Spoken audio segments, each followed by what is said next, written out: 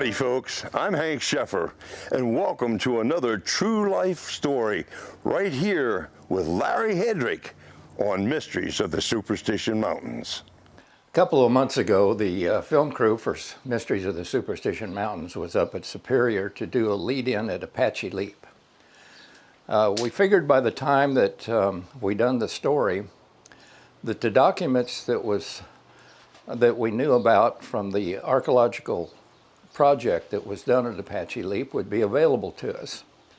However, that never came to fruition. And we didn't get real deep into the story because we knew it was going to come to pass. And now we're here to report on the finding of that project. I was getting no response from emails and phone calls trying to find that paper. But Jack Sanfelice suggested that I call Jack Carlson. And he thought that Jack Carlson would know the archaeologist.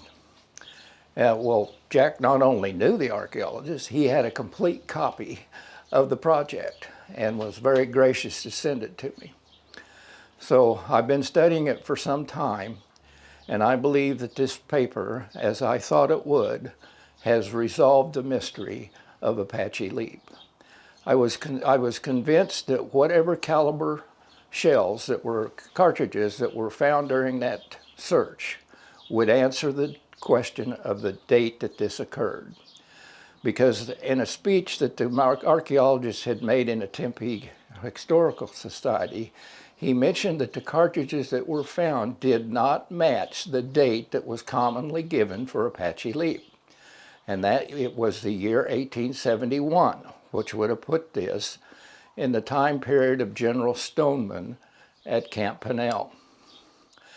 As it turns out, there were two battles fought at the site of Apache Leap, one below the cliffs and one up on top of the cliffs.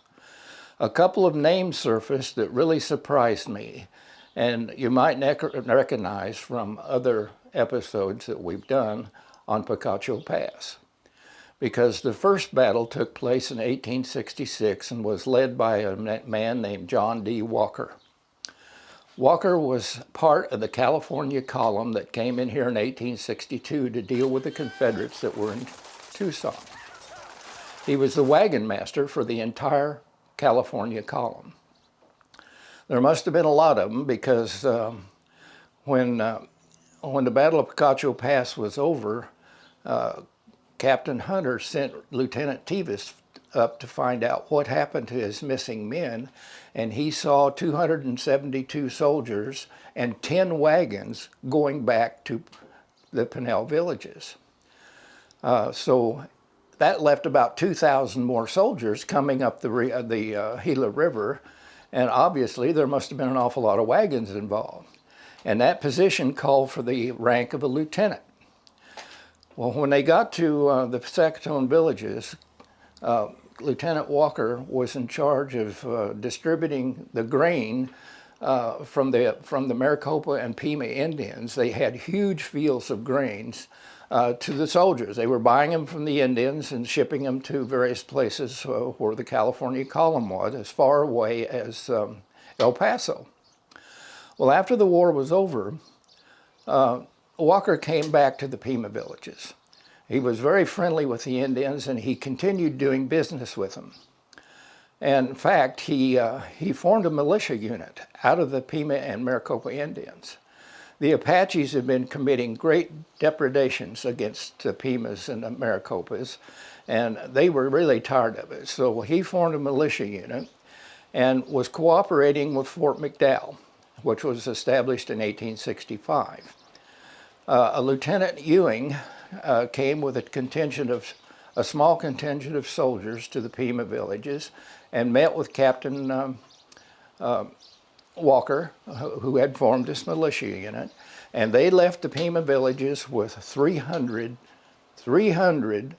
Maricopa and Pima Indians and marched 22 miles to what would have been Florence, up the Gila River and beyond. And they crossed the river and camped the night, and it was stated in his report, which was a very accurate and complete report, that at that point the Indians began making war clubs. The Indians evidently were not heavily armed or didn't particularly care to be, so they were making war clubs for what was coming up ahead. They marched 25 miles north of the Gila River, which would have put them very close, if not in Queen Valley, where there was permanent water. And then the forces split. Lieutenant Ewing took half the troop and went on up into the Tonto Valley. And Walker took his group and went 15 miles east. And that put them right where Superior would be.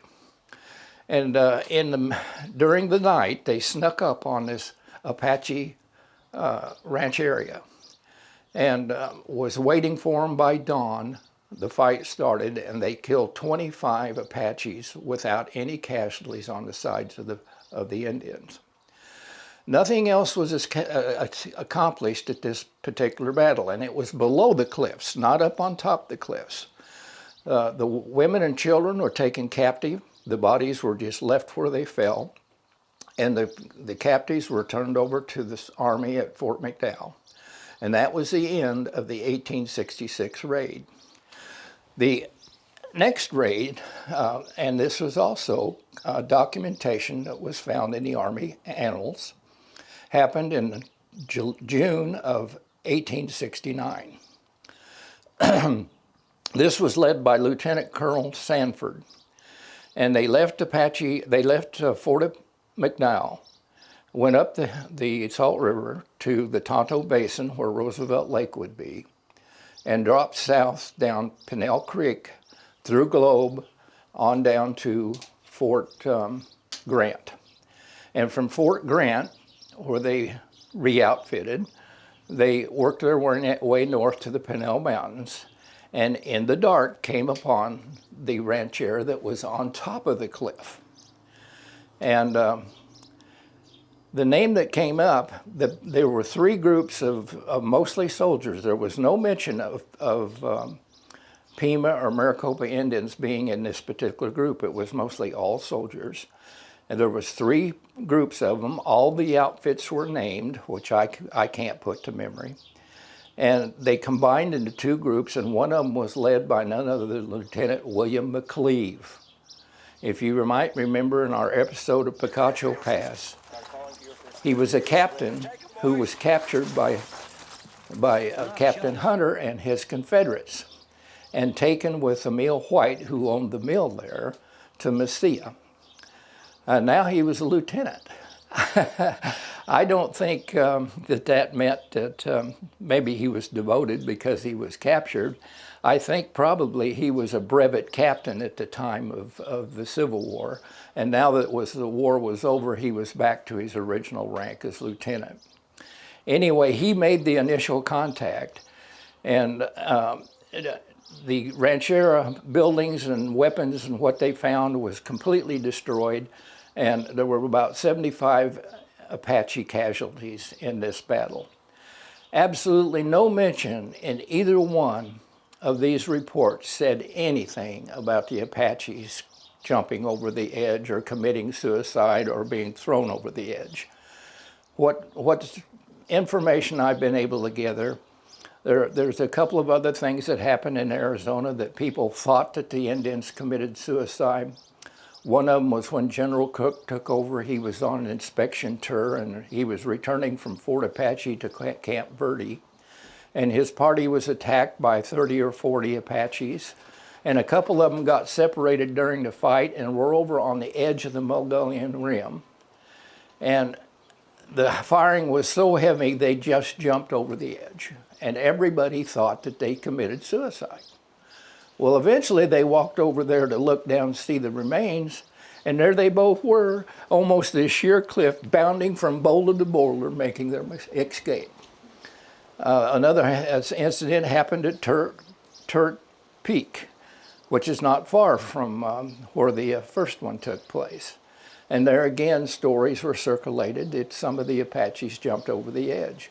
Absolutely, there was no eyewitnesses to any of this, that this is just something that local legend has put out there. The ammunition that was found, the cartridges were mostly heavily 50-70 caliber, which goes right along with the standard weapon that they were using at Skeleton Cave, which was the modified Sharps carbine, modified from paper cartridges to brass cartridges, and fired 50-70 caliber. There was a very small number of 56-50 caliber shells found, which would have been used in a Spencer carbine. And the information was suggesting that some of the Indians were armed with Spencers. Now, where would they have got these? The governor had ordered in 500 Spencer carbines to be issued to civilians for their self-defense. And probably the Indians got those from civilians when they went on raids. The cartridges were out of date. They are no longer manufactured by 1869. And when I was doing the story on the search for Dr. Thorne's mine with Cooley, Cooley met up with some Indians at that time that had figured out a way to save their brass and reload them. In fact, one Indian showed him some metal that he had, how he shaped these bullets. And it turned out that that metal was a almost pure silver nugget. And they actually made the bullets to fit the gun. And if you ever saw an Indian make an arrowhead and how perfectly they can do this, you can understand that it would not necessarily be a difficult thing for an Indian to fashion a silver bullet to fit the weapon that he had. The big problem was the primer. An Indian couldn't go buy a primer to fit that military or civilian gun, so what they did, evidently powder was not hard to get, and caps for cap and ball pistols were not that hard to get. So they took the smallest caps that would be used on a pistol and crushed them down into the primer hole.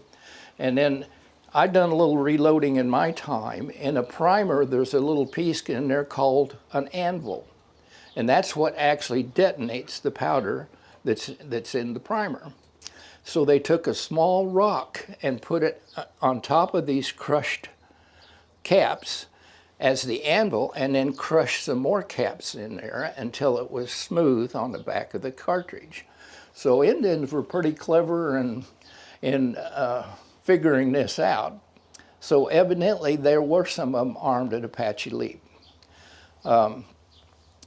So really, as it comes down to it, the only conclusion that I'm going to make that has nothing to do with the reports is that articles that claim that the bones of Indians could still be found there after several years could have only possibly been the 25 Indians that were killed in the first raid and just left where they fell.